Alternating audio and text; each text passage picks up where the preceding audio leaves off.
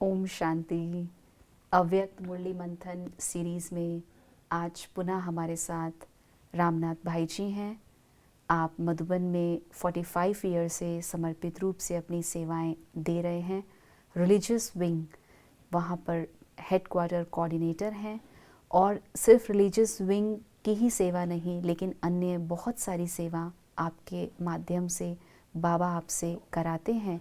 आप international speaker भी हैं और साथ ही साथ अगर हमने पहले की मुरलियों में मंथन सुना होगा तो हम जान सकते हैं कि कितना गहरा मंथन आपको आपके साथ भी है और आपके व्यवहार में भी है। तो आज पुनः हम बहुत गहरी मुरली है, बहुत शॉर्ट है लेकिन बहुत गहरी मुरली है जो बाबा ने आज खास हम बच्चों की स्टेजेस के बारे में बताया है। तो हम पुनः भाई जी का इस प्रोग्राम में स्वागत करते हैं। वेलकम भाई साहब। आपका मंथन सुनते जा रहे हैं तो ऐसा लग रहा है कि बहुत सारी बातें जो आपको सार में राजयुक्त पता है वो आप हम सब भाई बहनों को बताएंगे। तो आज की मुरली की डेट है 8 दिसंबर 1975 और 75 में बाबा ने बच्चों की विभिन्न स्टेजेस के बारे में बताया। कहते हैं याद की स्टेजेस तो सुना है, लेकिन आज मुरली का टॉपिक ही है बच्चों की स्टेजेस। तो उसमें सबसे पहले मैं मुरली से ही पढ़ती हूँ। अशरीरी भव, ये वरदान प्राप्त कर लिया। जिस समय संकल्प करो मैं अशरीरी हूँ, उसी सेकंड स्वरूप बन जाओ। ऐसा अभ्यास सहज हो गया है? बाबा पूछ रहे हैं। सहज अनुभव होना यही संपूर्णता की निशानी है। तो यहाँ बाबा ने कहा संपूर्ण अवस्था की स्टेज, अशरीरी बनना, तो स्वरूप बनना। स्वरूप एक शब्द यूज किया है ना। तो आपके अंदर स्वरूप कब बनते हैं, अशरीरी कब बनते हैं? तो रिजल्ट संपूर्णता। संपूर्णता के लिए फाउंडेशन है। ये फाउंडेशन अगर अच्छा है तो आप संपूर्ण बन सकते हैं। तो फाउंडेशन कहा अशरीरी, तो शरीर में रहते हम शरीर छोड़ के तो नहीं जाएंगे। शरीर में रहते आत्मिक स्वरूप में स्थित होना है। तो स्वरूप कब बनते हैं? बी एम्बॉडीमेंट कहते हैं। तो स्वरूप कब बनता है? अब उसकी विधि चाहिए। जब आप कि एक होता है मन जो सोचता है तो उसको चिंतन कहते हैं। बुद्धि जो सोचती है उसको मंथन कहते हैं। तो मन ने अभी क्या करता है? मन पूछता है मैं कौन? क्योंकि बुद्धि के अंदर इंफॉर्मेशन बहुत है, पढ़ा हुआ, सुना हुआ, लिखा हुआ, संचित भरा है। तो मन पूछता है मैं कौन? तुरंत बुद्धि कहती है मैं आत्मा हूं। फिर बुद्धि अपने आप सोचती है आत्मा क्या? हाँ, मेरे अंदर ये मन है, ये बुद्धि है, ये संस्कार है। तो आत्मा के प्रति 5, 10, 15 मिनट सोचता है, मंथन करता है। तो मैं कौन, मेरा रूप क्या है, मेरे गुण क्या है, मेरे कर्म क्या है, स्वप्रति मंथन करता है। तो मंथन करते उसके अंदर इन्वॉल्व हो जाता है ना। इन्वॉल्व होते होते तब का और दूसरा कुछ भी नहीं, 5-10 मिनट तो स्वरूप बन गया, उसी का रूप हो जाता है। वो ये सारा रूपों को भूल जाता है, अपने शरीर को। तो उस आत्मा हूं ये स्वरूप में आता है ना। तब उसको कहते हैं एम्बॉडीमेंट बन गया स्वरूप। तो 1-2 मिनट में नहीं, कम से कम इटरेको। जैसे मक्खन दूध में है, दही के अंदर बहुत मसलो तब मक्खन बाहर आएगा। तो यहाँ भी उसी स्वरूप में बनने के लिए उसी के ऊपर मिनिमम 5, 10, 15 मिनट चाहिए। तो मैं कौन, मेरा रूप, मेरे गुण, मेरे कर्म और मैं कहाँ से आया था। तो आत्मा के प्रति सोच रहे हो, उससे बाहर नहीं आया और कुछ नहीं सोचा। तो ये सोचते सोचते आप स्वरूप बन जाते हो। तो ये फाउंडेशन है। बहुत सुंदर। और अगर हम पहले देखें तो आपने पहले भी यही चीज़ के लिए, जब हमने याद की मुरली को शुरू किया था कि याद की संपूर्ण स्टेज क्या है, तो उसको लें और आज लें, तो बाबा ने बहुत चीज़ें उससे लिंक की है। तो जैसे आप सबको पता है कि हमारा अनादि स्वरूप चल रहा है और उस अनादि स्वरूप में परम धाम निवासी की मुरलियाँ हम ले रहे हैं। उसी की आधार पर आज ये मुरली है कि अनादि स्वरूप परम धाम निवासी क्या चीज़ है। तो देखते हैं बाबा ने कौन कौन से स्टेजेस हमने देखी। तो भाई साहब उसमें बाबा ने कहा कि ज्ञान रत्नों और याद की शक्ति के द्वारा, मतलब 3 प्रकार के बच्चों को बाबा ने देखा। तो पहला बाबा ने कहा ज्ञान रत्नों और याद की शक्ति के द्वारा सर्व शक्तियों को स्वयं में संपन्न करने वाले निरंतर चैतन्य चातक, जो हर सेकंड लेने वाले अर्थात धारणा करने वाले, जिन्हें सिवाय प्राप्ति के व स्वयं को संपन्न बनाने के कोई लगाव नहीं रहता। जिसके लिए बाबा ने इसमें कहा कि जो पहले नंबर वाले बच्चे हैं उनकी स्थिति सदा ये रहती है कि जो पाना था वह पा लिया। अब ये इसके अंदर ये है, तो 1 नंबर जो स्टूडेंट है जिसको कैसे ध्यान करना, शिव बाबा को कैसे याद करना, उसकी विधि पता है। क्योंकि ब्रह्मा कुमारी इसके अंदर विधि बताए, रोज मुरली में सुनाता है, अपने को आत्मा समझ मुझे याद करो। तो भगवान को याद करना में उसको पाना है, उसकी शक्ति सब कुछ चाहिए, तो विधि जानता है। तो तब वो व्यक्ति कहता मेरा योग लग रहा है और मैं भगवान को पा लिया, मैंने संतुष्ट है, क्योंकि विधि जानता है ना। अपने विधि पूर्वक अभ्यास करता है तो विधि पूर्वक उसको प्राप्ति होती है, उसको कहा सिद्धि। उस सिद्धि से कहता मैंने पा लिया, तो इंटरनली एक्सटर्नली ही सेटिस्फाइड। तो संतुष्ट आत्मा, अपने पुरुषार्थ में आपको अपने को संतुष्ट होना है, वो चीज चाहिए। नहीं तो अपने पुरुषार्थ से हम संतुष्ट नहीं, हम मेहनत करते हैं लेकिन प्राप्ति नहीं हो रही। क्यों? विधि ठीक नहीं है। अभी इसने, इस आत्मा ने, जिसने कहा पाना सो पा लिया, जिसको ये बोलता है तो उसको विधि अच्छे तरह से पता है और विधि पूर्वक पुरुषार्थ करता है तो अपने मंजिल तक पहुंचता है। तब उसके द्वारा ये शब्द निकलता है मैंने जो पाना था वो पा लिया। अपने पुरुषार्थ से वो संतुष्ट है। तो मतलब वो अपने पुरुषार्थ से संतुष्ट है, इसलिए उसको लगता है कि मैंने जो पा लिया, it is right. There is no confusion, उसको कोई कमी नहीं, डिससैटिस्फैक्शन नहीं है, he is happy with him. तो ये भी एक संपूर्णता की स्टेज की और बट बाबा ने उसमें फिर परम धाम निवासी ये अनादि स्वरूप में क्यों इसको फिर लिया गया? हाँ, अभी एक कैसे क्या उसने, उसको पता है आत्मा समझ मुझे याद करो, तो परमात्मा कहाँ रहता है?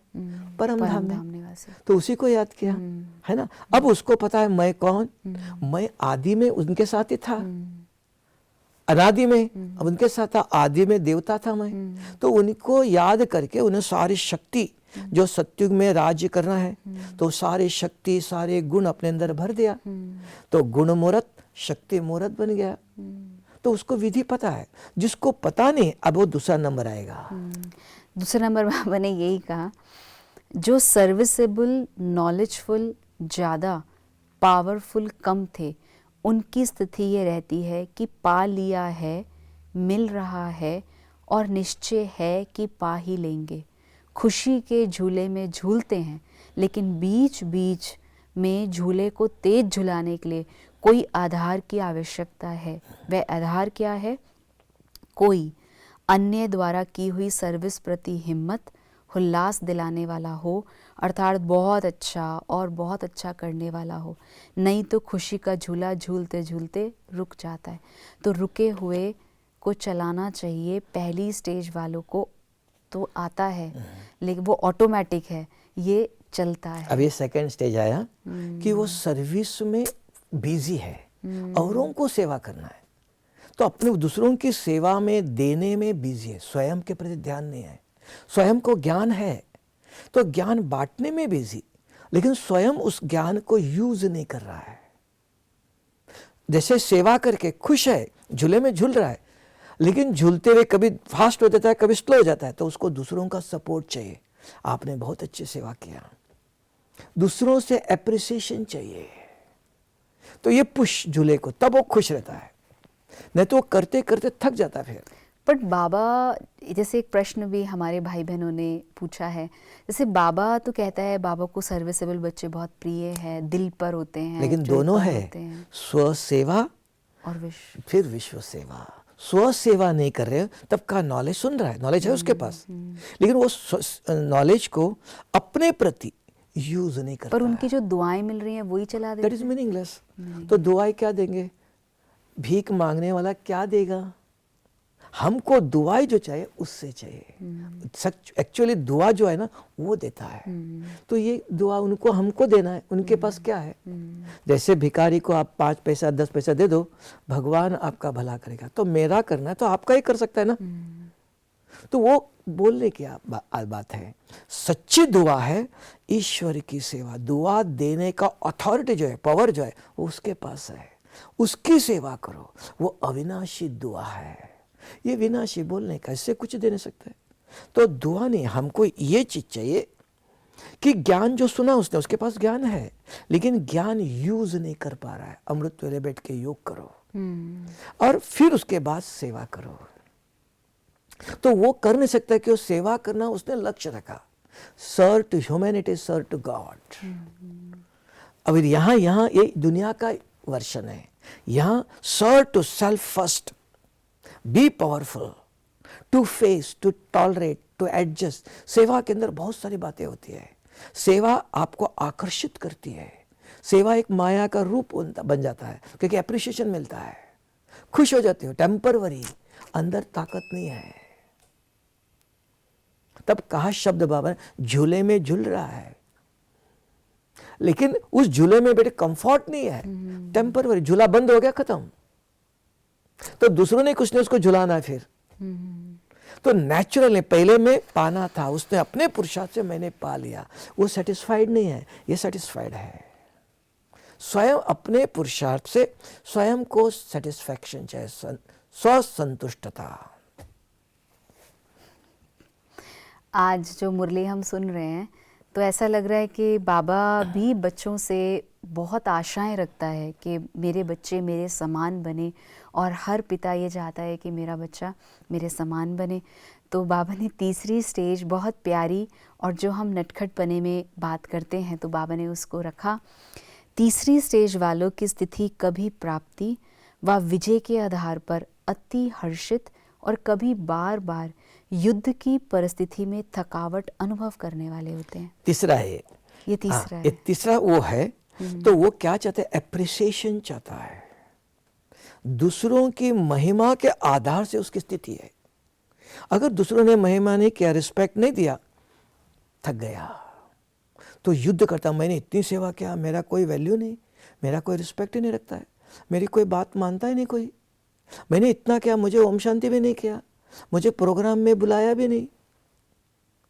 वो देता है कुछ लेने के लिए, देते समय कुछ इच्छा रखता है, तो निस्वार्थ सेवा नहीं करता है।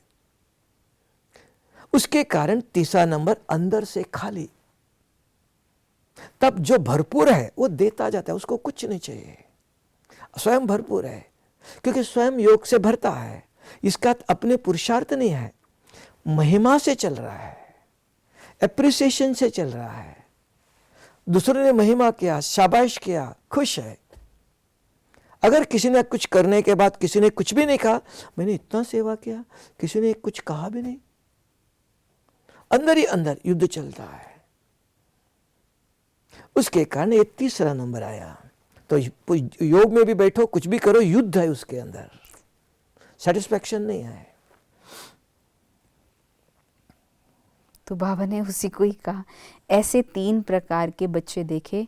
समय के प्रमाण वर्तमान स्थिति हर समय सर्व प्राप्ति के अनुभव की होनी चाहिए। अब ये लास्ट समय युद्ध में नहीं लेकिन सदा विजयीपन के नशे में रहना चाहिए। अभी आपने इधर कहा, अभी अंतिम समय, एक कंडीशन, प्रेजेंट समय। जैसे बच्चा अभी पूरा पढ़ता नहीं है, सारा साल पढ़ा, अभी एक एक टॉपिक को ऐसे आंखों के सामने निकालता है। तो ये अभी समय ऐसा है, ये जानना चाहिए, समय का वैल्यू जरूर चाहिए। अब मैं डिटेल पढ़ो, अभी पुरुषार्थ करो नहीं, जो किया है उसका फल लेने का समय अभी है। तो अभी क्या करना है? तो अगर वो प्राप्ति चाहता है, युद्ध नहीं करना है, तो क्या चाहिए? कहा क्या प्राप्ति का? संपूर्णता की प्राप्ति चाहिए।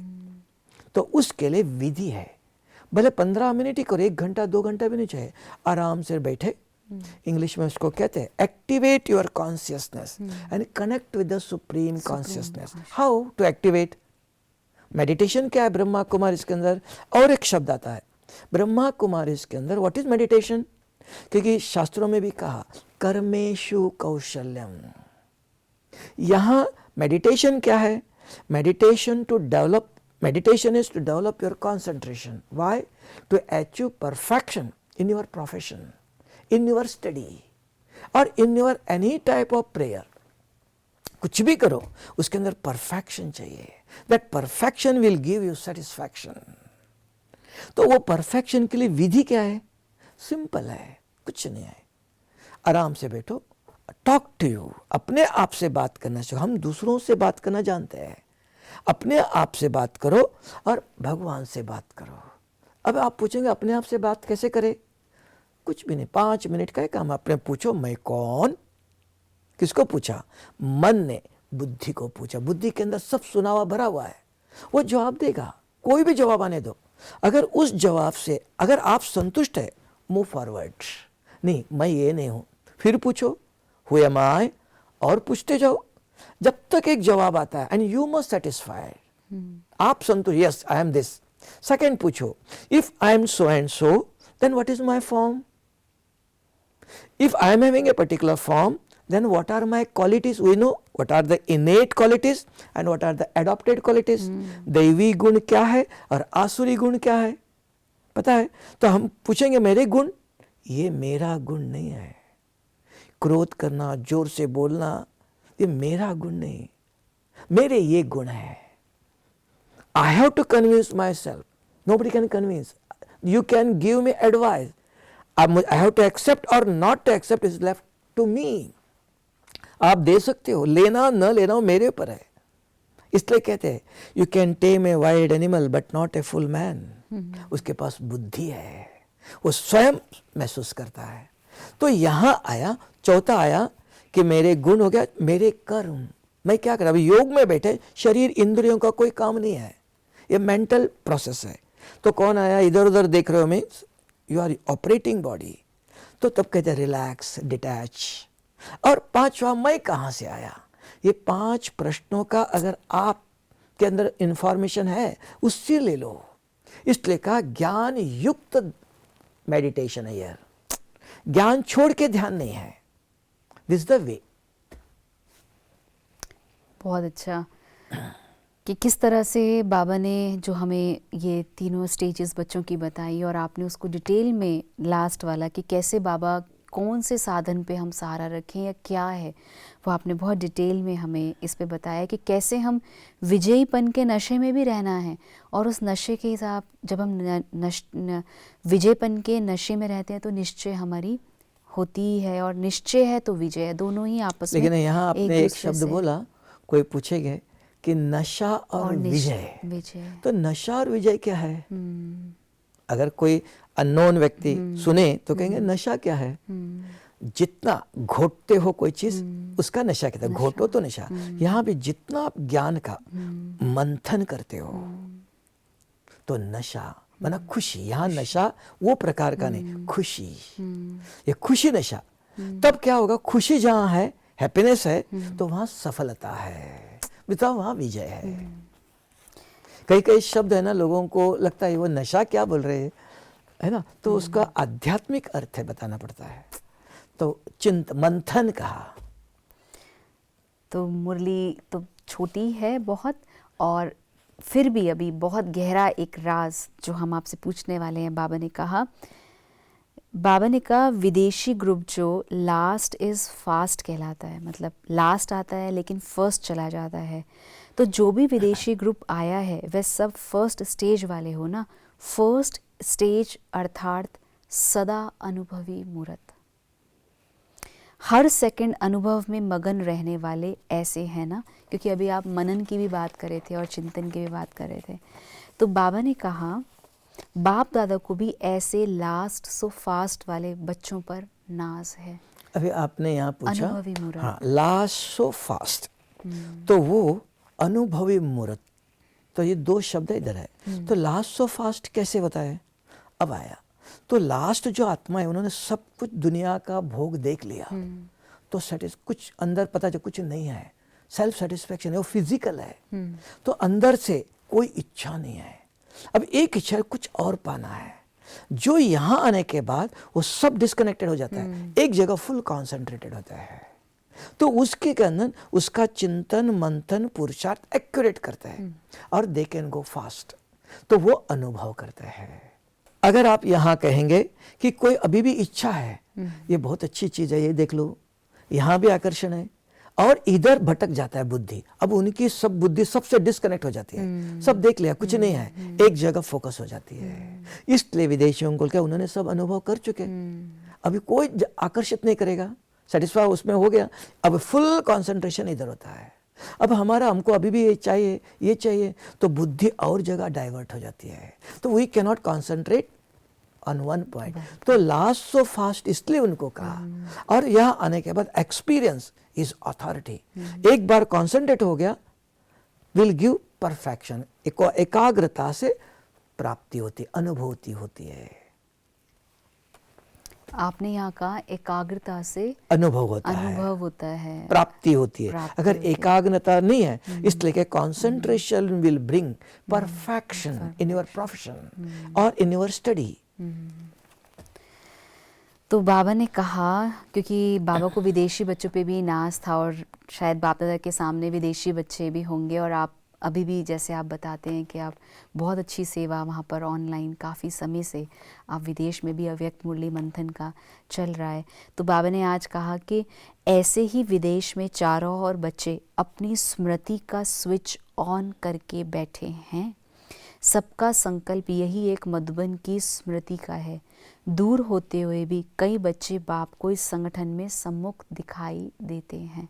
तो स्मृति का स्विच, जिस पे हमने पहले भी मुरली में स्मृति ही पे पूरी बात की थी, तो बाबा ने यही कहा कि आज बच्चे अपने स्मृति का स्विच ऑन करके बैठे। अब इधर एक आपने बहुत अच्छी एक बात बाबा ने बताया, दूर बैठे हुए सन्मुख है और स्मृति का स्विच ऑन है, ये दो शब्द आया। अब ये दो शब्द का एक्सप्लेनेशन चाहिए। स्मृति याद, उनको एक ही बुद्धि में है, हमको ये सब इच्छा चली गई, एक भगवान से मिलना है, बाबा से मिलना है। हमने इतने तक सुना है कि उतना उनके पास बहुत धन नहीं होता है, तो रशिया की एक माता अपने पति के किताबें थी, किताबें बेचकर मधुबन में, जब मिली क्लास में तब कहने लगी कि मैंने किताब बेच करके मधुबन में। और एक माता ने कहा कि हमारे 2 बेडरूम वाला रूम था, तो मुझे लगा 2 क्यों, अकेली हूँ मैं, तो वो बेच दिया, 1 बेड वाला लिया, और उस पैसे से हम आए। तो सारा साल एक एक बूंद वो इकट्ठा करते हैं, उनके बुद्धि में एक ही है, भगवान से मिलने जाना है, क्योंकि ये सारे रस खत्म हो गया, अब एक रस हो गया, ये एक। दूसरा कहा आपने एक शब्द यूज किया बाबा ने उधर, कि दूर होते हुए सन्मुख कैसे हो सकता है। अभी साइंस ने करके दिखाया, आप इधर बैठे हो, आपका आवाज, आपका वीडियो दुनिया के किस कोने तक जा रहा है। How it is same thing. आज से मेरे ख्याल से मोर देन 20 years बिफोर, एक फैक्ट, ओम शांति भवन में बाबा मुरली चला रहे थे गुलजार दादी के द्वारा, अव्यक्त बाप दादा मुरली चलाते चलाते 1 मिनट एकदम चुप हो गया बाबा, तो लगा सब माइक बंद हो गया होगा, नहीं सब चल रहा है, सब लोग देख रहे क्या हो गया। 1 मिनट बिल्कुल पिन ड्रॉप साइलेंट, बाबा चुप। फिर कहा, देखा जगदीश बच्चा विदेश में गया था कोई कॉन्फ्रेंस में, एनवायरनमेंट का कुछ कॉन्फ्रेंस था, कॉन्फ्रेंस में स्टेज पर स्पीच करने जा रहा है और बाबा को याद कर रहा है, सामने नहीं है, दूर है, तो बाबा के सामने है। तो याद कैसे पहुंच गई और कैसे क्या, आई एम एंगेज हियर, बाबा यहाँ एंगेज है, खाली नहीं बैठा है, till he can catch that vibration. तो दूर होते हुए भी नजदीक है। तो एक प्रूफ चाहिए हमका, ऐसा कुछ हुआ है क्या कि ऐसे कहते हो, तो ये प्रैक्टिकल प्रूफ है कि बाबा ने भी बच्चे को करके दिखाया। आज जो साइंस करता है, उस समय मोबाइल नहीं था, उससे पहले भगवान ने प्रैक्टिकल करके दिखाया। दूर होते हुए भी आप देख भी सकते हो, सुन भी सकते हो, you can send your vibration, only voiceless stage चाहिए। तो वायरलेस काम करता है, उसको कहता है सच्चे दिल पर साहिब राजी है। आपका दिल साफ है, dil is not this heart, intellect is the heart of the soul. If it is clean, किसी का उसके ऊपर इन्फ्लुएंस नहीं है। अभी विदेशियों का क्या हो गया, सारा इन्फ्लुएंस चला गया, कोई आकर्षण नहीं, सब देखा फीका है ये। अब एक के ऊपर रखा तो दिल के अंदर एक ही चीज है, इसलिए वो हर जगह पर दिल दिखाते हैं। इसलिए उनका दिल क्लीन है, अंदर कुछ भी नहीं है, nowhere they are attached. ऐसे there are some souls are there. Very nice, बहुत सुंदर। तो हमने याद की स्टेजेस तो हमने सुना था और उस पर बहुत अच्छे से मंथन चिंतन भी सुना, लेकिन बाबा ने जो बच्चों की स्टेजेस के बारे में आज बताया तो आपने बहुत अच्छा, पहले वाले बच्चे जो बिल्कुल संपन्न हैं, संतुष्ट हैं, दूसरे थोड़ा थोड़ा सा अप डाउन होते हैं, और तीसरे कभी कभी युद्ध के कारण से नर्वस होते हैं या अपसेट होते हैं। और फिर बाबा ने कहा लास्ट के बाबा को वही बच्चे प्रिय हैं जिनका स्मृति का स्विच सदैव ऑन रहता है। तो ये मुरली का सार बहुत स्पष्ट तरीके से आपने आज हमें बताया। और जैसे अभी तो रात का टाइम है और हम बाबा की अव्यक्त मुरली सुनते हैं और उसके बाद हम बाबा को गुड नाइट करते हैं, तो आप स्मृति के स्विच को हम सदैव ऑन रखें। बाबा सदा हमारे साथ है, परम धाम निवासी स्टेज पर हम बच्चे हैं, तो उसका छोटा सा 2 मिनट का आप हमें मेडिटेशन भी कराएं। ओम शांति, ओम शांति। मैं परम धाम निवासी हूँ। मैं पार लोक में रहने वाली आत्मा हूँ। मैं सर्वशक्तिवान जो मेरा परम पिता परमात्मा शिव बाबा है, मैं उनके साथ रहने वाला हूँ। मैं उस परम पिता परमात्मा सत्यम शिवम सुंदरम का अति लाडला अति प्रिय संतान हूँ। मैं जैसे बाप है, जैसे एक ही सूर्य सारी पृथ्वी को रोशनी देता है, ऐसे मैं एक ही आत्मा, जैसे परमात्मा को कहते हैं वो कोटि सूर्य समप्रभ है, ऐसे मैं भी सूर्यवंशी आत्मा हूं। इस प्रकृति रूपी शरीर को भी लाइट एंड माइट देने वाली आत्मा हूं। ये स्मृति सदा रहती है। ये स्मृति ही इंद्रियों जीत अतीन्द्रिय सुख का अनुभव कराती है। ओम शांति। ओम शांति। थैंक यू भाई साहब, बहुत डीप मेडिटेशन। और जो बाबा ने ये याद की यात्रा जिसकी बाबा ने आज बात करी, संपूर्ण स्टेज क्या है इसके बारे में हम आपसे जानते भी हैं और मेडिटेशन के बाद बहुत हल्का भी अपने को रख पाते हैं। और जो बाबा ने आज कहा स्मृति का स्विच सदैव हम ऑन रखें, उसका हम ज़रूर अभ्यास भी कर रहे हैं और आगे भी करते रहेंगे। तो पुनः आपका थैंक्स। और जो भाई बहनें इस प्रोग्राम को सुन रहे हैं, फिर भी अगर कोई क्वेश्चन आपके मन में इस मुरली से रिलेटेड है तो आप ज़रूर लाइव चैट बॉक्स पे भेज सकते हैं। आगे जब अव्यक्त मुरली हम करेंगे अपने सीनियर्स के साथ तो ज़रूर आपका प्रश्न उसमें ले लेंगे।